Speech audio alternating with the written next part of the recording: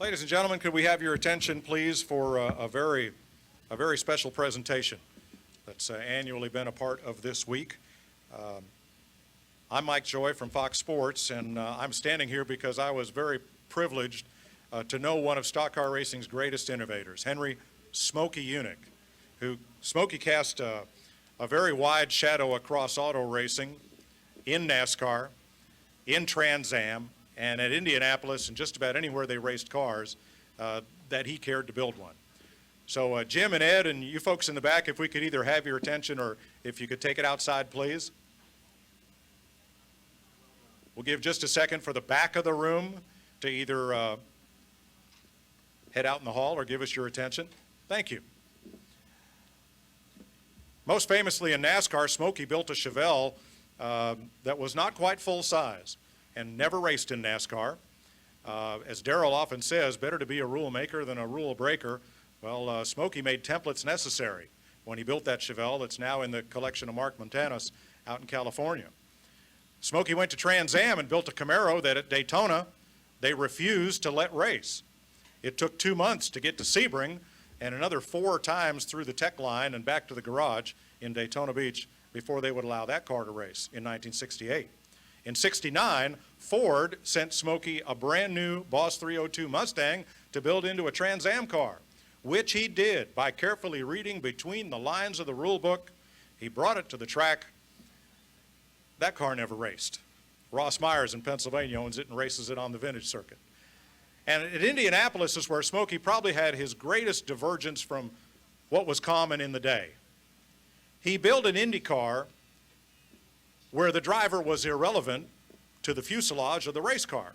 And Smokey stuck the driver in a sidecar mounted between the left front and the left rear wheel.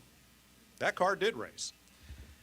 To say that he was an innovator is just really the frosting on the cake and glossing over. So beginning here at Charlotte Motor Speedway in 1997, Charlotte has annually recognized an individual who rose from humble beginnings like Smokey Yunick to make a major impact on the motorsports industry.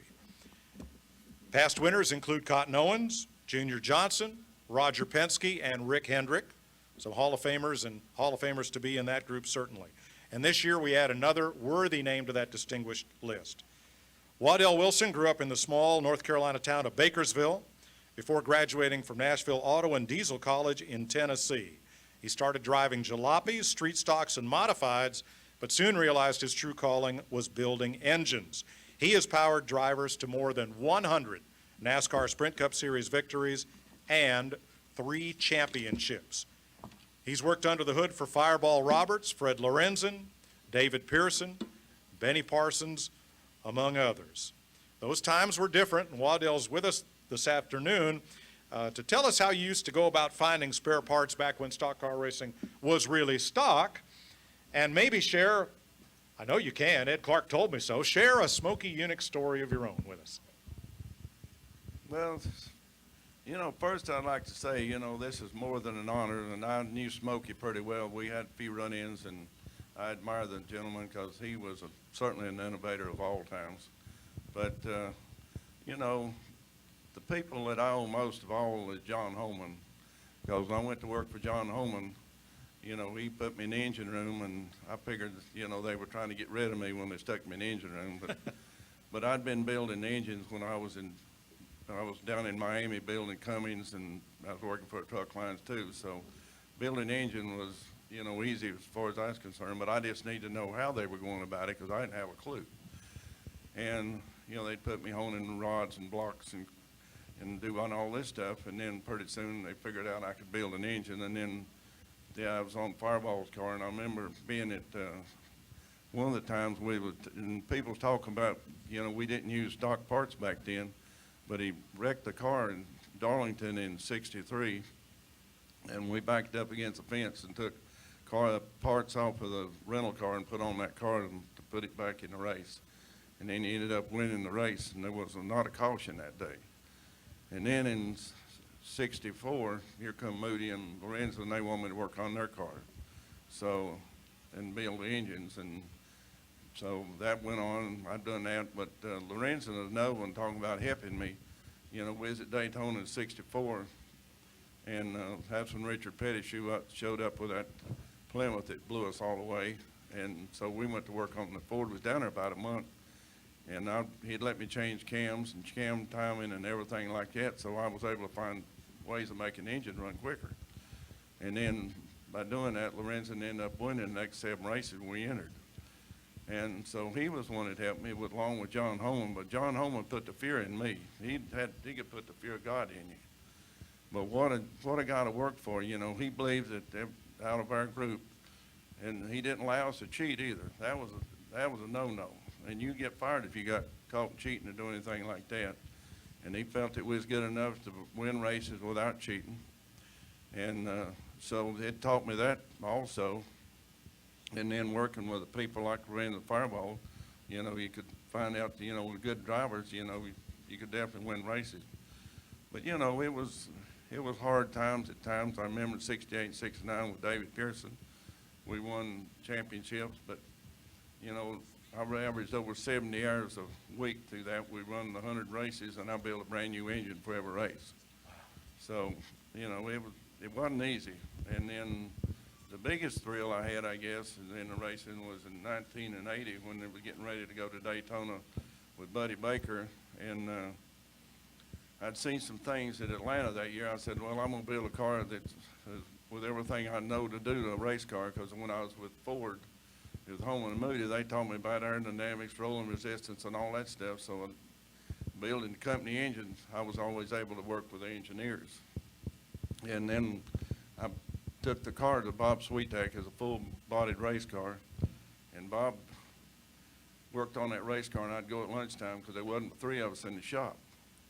And I said, I'd pull the string down, and that's not what I like. Well, he worked on it, and finally I picked it up and had a $10,000 bill stuck to it.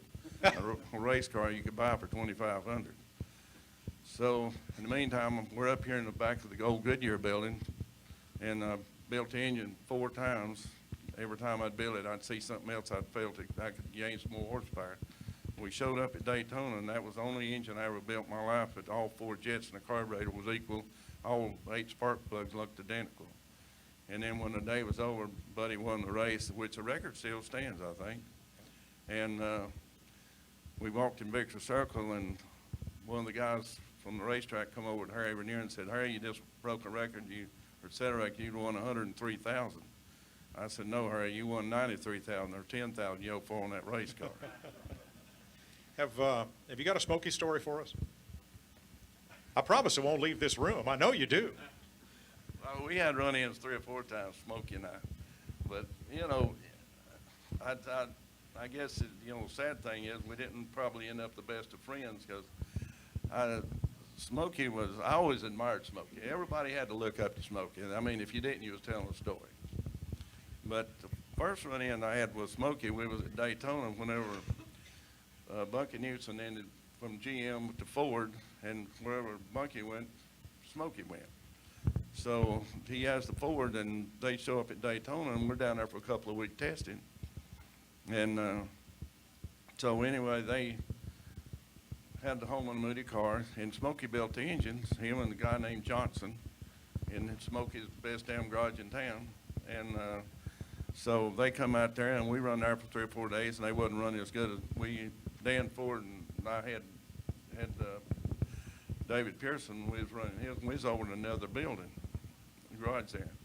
So finally one day they walked over and they wanted to set up under a race car. So we gave them the spring, the shocks, the sway bar, and the whole 9 yards, and they took it. So this went on 3 or 4 days, and they still, and we got, by the way, we put another setup under the car, and it went quicker. So 3 or 4 days went by, and here they come again. I said, what do they want this time? They walk over to me and they said, we'd like to have your engine.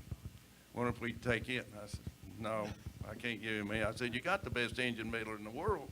Why would you want my engine? So they left, and I could tell Smokey was ticked at me then. And we had some other deals, you know, but better not tell everything. Well, all part of competition. Ricky Craven from ESPN's here, one of TV's absolute best racing analysts. And he's here to help honor you because you transitioned from engine builder to team manager and crew chief. And I'd like Ricky to tell a little bit about what it was like to drive for Waddell Wilson? Well, I have to start, Mike, by saying that I wish I had met Waddell when he was younger and when I was older, okay? Because I came down from New England full of energy, and I want it now. And I was fortunate to have crossed paths with Waddell because I was preoccupied with winning Rookie of the Year in '95. There were 8 of us. Bob Presley had inherited the Skull Bandit car. Harry retired, and LaJoy and Davey Johnson. There was 8 legitimate contenders, and I would come in every day and say, Waddell, we got to win this, and we got to win this. And he said to me one day, we're gonna go to lunch. We went to K&W Cafeteria, and over time, I realized what a special person he is. Number one, to have the tolerance to put up with me the way he did. But the way he allowed me to settle down, and he told me a number of times, you drive the car, that's what I'm used to. You drive the car, and you leave the rest up to me. And I wasn't used to that, but it was very apparent that he was an authority. Some things you might not know about Waddell is he is a tremendous leader. I don't remember ever being around a group of people that had more loyalty and more commitment to their boss, their crew chief, than the group that he surrounded around me in 1995. And they never wavered. And the other part of Waddell's personality that I appreciated, particularly as we went along, a typical rookie year, which was volatile, he never panicked, you know. And the idea that if you panic, everybody around you is going to run for the hills. And I never ever saw that out of Waddell. He gave me just enough string one week to hang myself. Well, first off, we came here, and that was one of the first times, Mike, that I realized what a privilege it was to have that engine under the hood. With Freddie and Greg, the engine shop, what they produced was like a piece of jewelry. And we qualified 2 races here in '95. We were 3rd, and we were outside pole. And the majority of that was Waddell Wilson horsepower and Greg and Freddie and what they created. It was just unbelievable. And I can't say I honestly capitalized on it early on because of the rookie status and the things that are associated with that. But Waddell, you may or may not remember this. In 1995, the second time we went to Martinsville, and we're in pretty good shape with the Rookie of the Year battle. And I'm starting to get a little overconfident. And I had a young guy named Rick Wren, was young then, and you know, sort of like my own little posse that hung with me for years.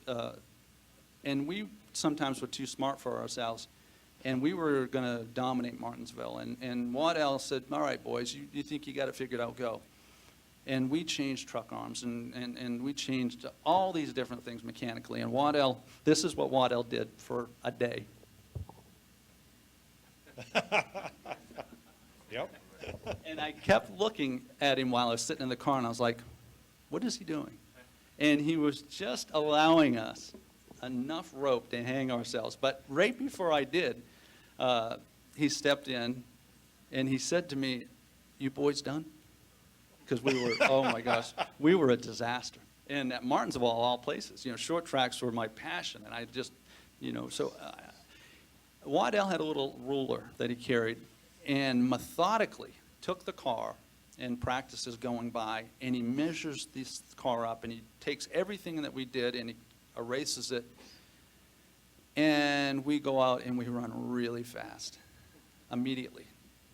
So along with the other 2 things I just mentioned, one thing you need to understand about Waddell that doesn't get a lot of attention is that he was remarkable with a race car. He understood a race car as well as anybody in the garage. He gets so much attention for making horsepower, but he was a darn good crew chief.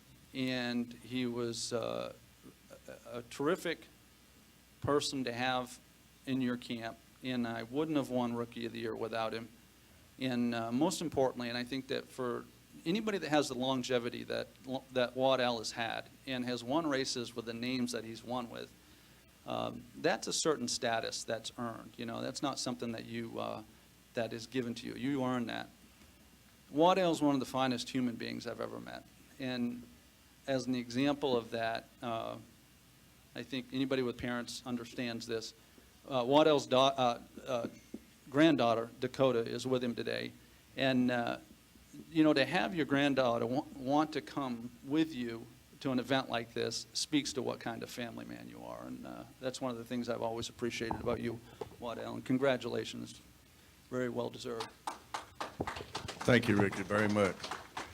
Well, I think you understand why Waddell is a natural choice for the Smokey Yunich Award. To make the presentation, President of Speedway Motorsports and Charlotte Motor Speedway, Marcus Smith.